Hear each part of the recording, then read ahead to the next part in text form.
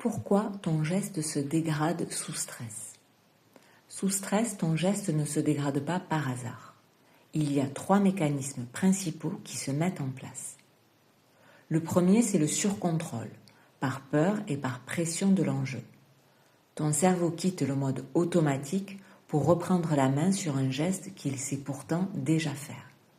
Tu suranalyses, tu vérifies, tu veux sécuriser.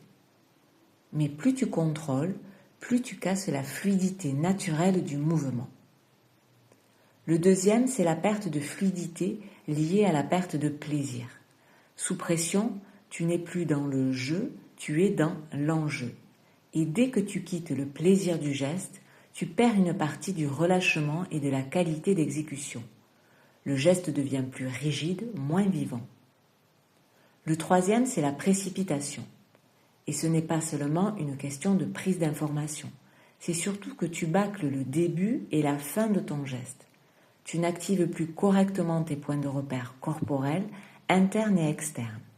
Tu vas directement vers l'action sans installation et tu termines le geste sans vraie finalisation. Résultat, ton geste perd sa structure et sa régularité d'exécution. Comme on l'a vu dans les épisodes précédents, le stress réduit aussi ta prise d'information. Et quand tu as moins d'informations, tu compenses en agissant plus vite. Tu accélères sans qualité de lecture et tu combines les 3 choses en même temps.